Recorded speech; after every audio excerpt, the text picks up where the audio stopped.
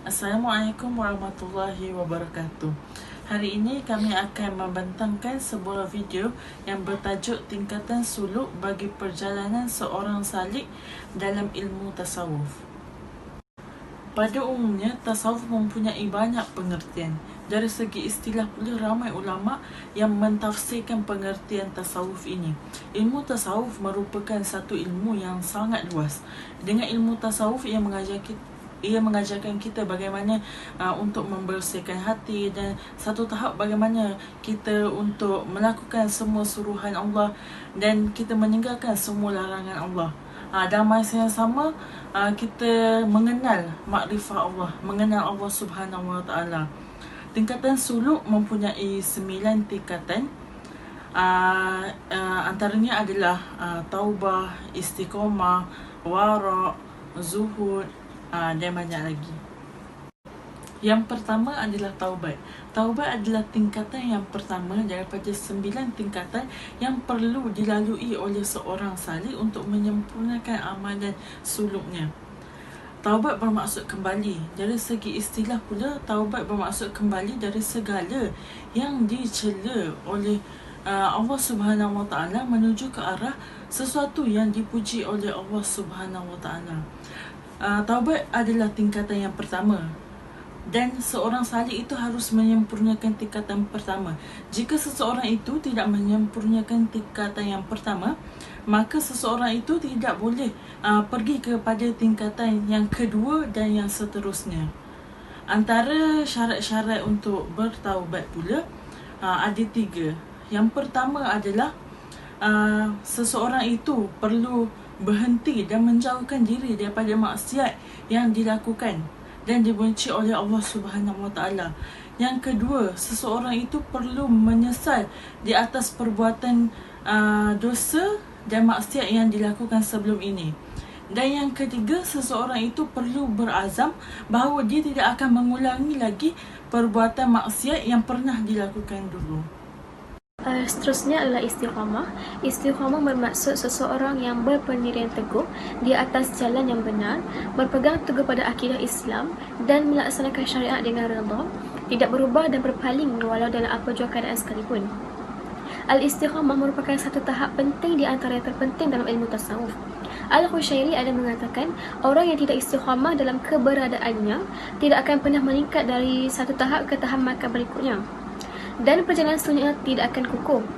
Menurutnya, tanda istiqamah bagi orang yang mulai menempuh suluk adalah dengan amal-amal lahirnya tidak akan dicemarkan dengan penyelewengan terhadap agama.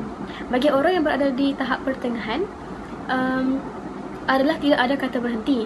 Manakala bagi orang yang berada di tahap akhir ialah tidak ada pelindung yang menghalangnya dari bertemu dengan Allah Subhanahu Wa Taala.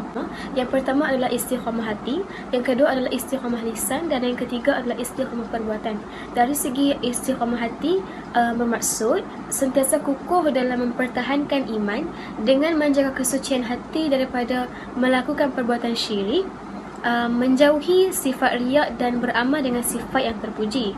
Seterusnya adalah istiqamah lisan. Istiqamah lisan bermaksud menjaga tutur kata supaya sentiasa bercakap benar dan jujur, bertepatan dengan kata hati yang berpegang pada prinsip kebenaran dan jujur, tidak berpura-pura dan tidak berdolak-dalik. Seterusnya adalah istiqamah perbuatan. Istiqamah perbuatan ialah sentiasa bersungguh-sungguh dalam bekerja atau melakukan apa-apa usaha bagi memperoleh kejayaan sehingga mencapai keridhaan daripada Allah Subhanahu Wa Taala. Okey, seterusnya adalah al-wara'. Kata wara' berasal daripada perkataan Arab wara'a yari'u wara'an, yang bermaksud berhati-hati. Dari segi ilmu tasawuf, arti wara' ini dimaksudkan dengan berhati-hati terhadap satu perkara syubhat, kerana takut terjerumus kepada perkara haram. Wara' pada kalangan sufi memiliki pengertian bahawa seseorang harus menjauhi dan meninggalkan segala hal yang belum jelas halal haramnya, yakni syubhat. Menurut ahli sufi, warok ni adalah meninggalkan segala sesuatu yang tidak jelas, akan mengambil jalan yang paling ringkas dalam hidup mereka, sama ada dari segi pakaian, tutur kata, makanan dan juga sebagainya. Dan mereka ni memakan apa sahaja yang diyakini halal, bercakap perkara yang tidak lara dan yang membawa kepada keredaan Allah Subhanahu Wa Taala, memakai pakaian yang sederhana tanpa bermewah sehingga lalai dari mengingati Allah Subhanahu Wa Taala. Seterusnya adalah peringkat warok. Warok terdapat 4 peringkat. Yang pertama adalah tidak melakukan perkara yang jelas haramnya. Yang kedua adalah tidak juga melakukan perkara yang meragukan, iaitu syubhat. Yang ketiga adalah tidak juga melakukan perkara yang halal yang dikhawatiri terbawa kepada perkara yang haram. Peringkat yang keempat ialah berpaling daripada selain Allah Subhanahu Wa Taala kerana takut menghabiskan sesaat daripada umur kepada perkara yang tidak mendatangkan faedah atau kebaikan kepada agama, meskipun perkara tersebut tidak akan membawa kepada perkara yang haram. Tingkatan suluk bagi perjalanan seorang salih yang seterusnya adalah zuhud. Zuhud bermaksud sesiapa yang meninggalkan isi dunia dan membenci kelebihannya, kemudian mencintai akhirat dan menganggap hal yang berkaitan akhirat itu lebih baik daripada segalanya. Menurut Al-Ghazali, zuhud yang tertinggi adalah yang tidak menyukai segala sesuatu termasuk akhirat melainkan Allah. Baik, terdapat 3 peringkat zuhud. Peringkat zuhud yang paling rendah adalah zuhud awam, dan yang kedua adalah zuhud mutlak, yang ketiga adalah zuhud arifin.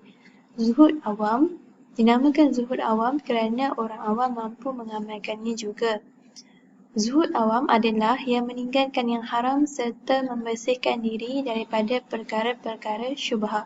Golongan zuhud ini masih ada hubungan yang kuat dengan dunia, yakni adanya situasi untuk mengajar dan berusaha untuk mendapatkan dunia dari segi kemegahan ataupun berlebihan dari segi makanan atau perhiasan. Zuhud mutlak, zuhud di pertengahan, yakni zuhud yang membersihkan diri dari kelebihan dunia dengan cara hidup sederhana tanpa ada lebih atau kurang daripada keperluan. Mereka tidak tertarik ke atas dunia serta tidak memandang dunia sebagai sesuatu yang mengasyikkan, bahkan melalaikan. Para salik di zuhud mutlak ini juga sentiasa berusaha untuk mencari yang tidak meninggalkan dunia untuk kebajikan, yakni untuk memenuhi keperluan orang lain di samping keperluan diri sendiri dan hati mereka tidak disibukkan dengan dunia. Baik, zuhud yang ketiga, zuhud arifin. Zuhud ini adalah zuhud yang paling tinggi. Ini zuhud yang menghindari atau membuang dunia dan terus beribadat kepada Allah sepenuh masa. Mereka berpaling daripada perkara-perkara yang boleh menjauhkan diri daripada Allah. Terdapat 2 tempoh keadaan dalam zuhud arifin. Yang pertama adalah ketika mereka beruzlah. Mereka menyerahkan kehidupannya semata-mata kepada Allah dan berpaling serta membuangkan dunia dan beruzlah dengan sepenuh penghayatan. Baik, tempoh yang kedua adalah ketika waktu yang singkat dan terbatas, mereka akan keluar daripada zawiyahnya untuk mencari dunia dengan kadar hanya memenuhi keperluan sahaja, keperluan dengan secara qanaah sebelum beruzlah semula. Peringkat zuhud suluk yang seterusnya selepas zuhud adalah fakir. Fakir bermaksud orang yang memerlukan sesuatu yang tidak ada pada dirinya.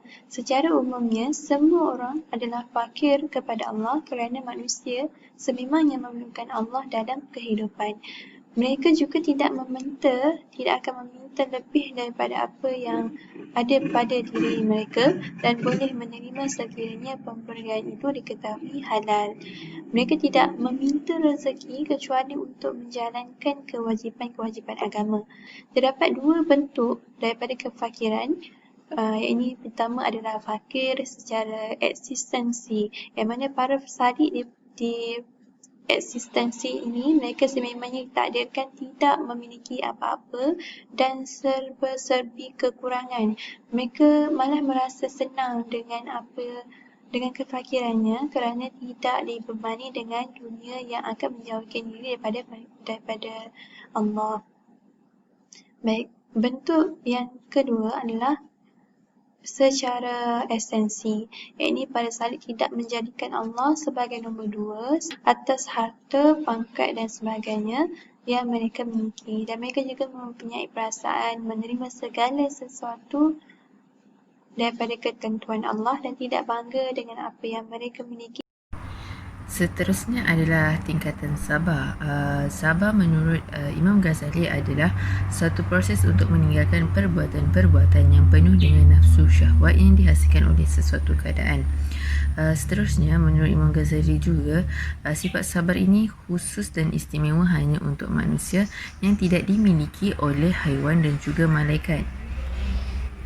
Tingkatan sabar ada tiga tingkatan, iaitu yang pertama adalah sabar dalam menghindari kederhakaan, iaitu menahan diri daripada melakukan maksiat kerana takutnya dengan ancaman dan azab dari Allah Subhanahu Wa Taala. Yang kedua adalah sabar dalam melakukan ketaatan, iaitu kita sentiasa beristiqamah dalam melakukan ketaatan dan juga dalam berada dalam keadaan yang ikhlas. Yang ketiga adalah sabar dalam menghadapi musibah, iaitu kita menghadapi musibah dengan tenang dan mengharapkan rahmat di sebalik ujian yang telah didatangkan oleh Allah Subhanahu Wa Taala. Di dalam di kalangan para sufi, sabar diertikan dengan menjalankan segala perintah Allah Subhanahu Wa Taala dan juga menjauhi segala larangannya dan menerima segala ujian-ujian yang ditekan oleh Allah Subhanahu Wa Taala. Tingkatan seterusnya adalah tingkatan tawakal. Tawakal bermaksud pengendalian hati kepada Allah Subhanahu Wa Taala kerana segala sesuatu itu tidak keluar dari ilmu dan kekuasaan Allah Subhanahu Wa Taala. Sedangkan selain Allah tidak mampu mendatangkan manfaat, juga tidak mampu mendatangkan mudarat. Selain itu, Harun juga mengatakan tawakal adalah menyerah diri kepada qada dan keputusan Allah Subhanahu Wa Taala selamanya dalam keadaan tenteram.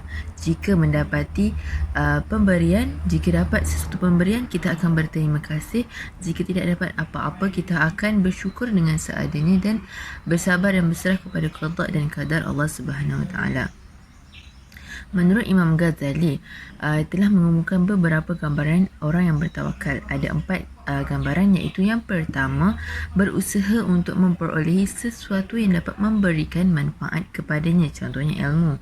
Seterusnya adalah berusaha memelihara apa yang dimiliki daripada hal-hal yang tidak bermanfaat. Yang ketiga adalah berusaha menolak dan menghindari hal-hal yang menimbulkan mudarat. Yang terakhir adalah berusaha untuk meninggalkan mudarat itu sendiri.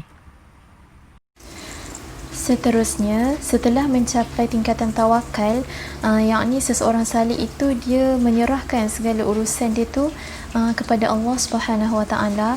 Dia akan berusaha pula untuk mencapai tingkatan redha. Redha ni bermaksud dia menerima qada dan qadar yang telah ditetapkan oleh Allah dengan hati yang tenang. Yang mana dia tidak menentang qada dan qadar Allah Subhanahu Wa Taala. Dia senang, dia tenang ketika menerima malapetaka ataupun musibah, sebagaimana dia gembira ketika dia menerima nikmat daripada Allah Subhanahu Wa Taala. Terdapat 3 tingkatan redha yang dapat disimpulkan dalam ilmu tasawuf. Yang pertama, redha secara umum, iaitu redha kepada Allah Subhanahu Wa Taala sebagai Rabb dan membenci yang ibadah kepada selainnya. Ini bermaksud seseorang hamba itu dia tidak mengambil penolong selain daripada Allah ke atas dirinya. Yang kedua, redha terhadap Allah Subhanahu Wa Taala. Redha ini meliputi redha terhadap qada dan qadar Allah Subhanahu Wa Taala. Yang ketiga, redha dengan redha Allah. Seseorang hamba itu dia tidak merasakan hak ke atas dirinya untuk berasa redha ataupun marah terhadap apa yang ditetapkan oleh Allah. Lalu ini akan mendorong dia untuk menyerahkan segala keputusan dan pilihan kepada Allah Subhanahu Wa Taala. Tingkatan suluk yang terakhir ialah tingkatan mahabbah. Mahabbah ni merupakan satu proses ataupun usaha yang dilakukan oleh seseorang salik untuk mewujudkan rasa cinta dan kasih sayang kepada Allah Subhanahu Wa Taala. Menurut Al-Ghazali, mahabbah ni merupakan tingkatan tertinggi dalam ilmu tasawuf yang mana tidak ada tingkatan sebelum maupun selepasnya, melainkan yang disebut sebelum ni seperti taubah, istiqamah, wara' dan sebagainya itu hanya sebagai jalan untuk menuju kepada mahabbah. Manakala menurut Al-Qushairi, mahabbah ni merupakan hal ataupun keadaan yang mulia yang mana seseorang hamba itu mencintai Tuhannya dan Tuhan mencintai hambanya.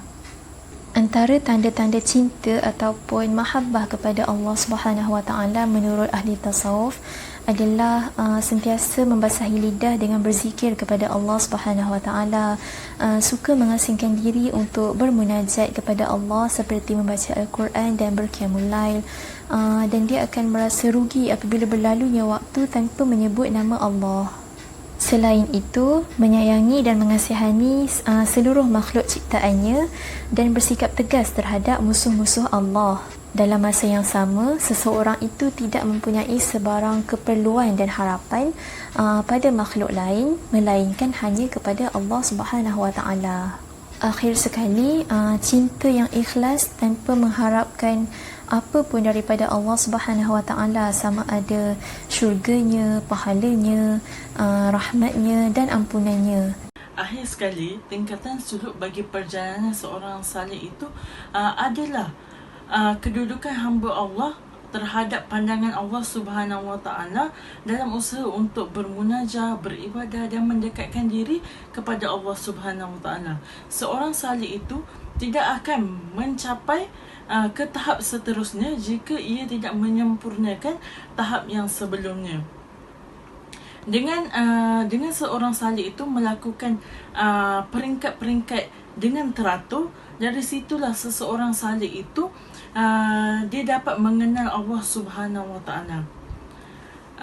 Ahli tasawuf juga berbeza pendapat bahawa tingkatan suluk ini bukanlah 9 saja. Maksudnya ada yang mengatakan ada yang 7, ada yang 8 dan ada yang 9. Tapi walau bagaimanapun, kesemua yang disebut dalam video ini adalah usaha-usaha dan apa yang perlu dilalui oleh seorang salih itu untuk mencapai kesempurnaan amalan suluknya. Sampai di sini sahaja perbincangan video kami pada kali ini. Sekian, terima kasih.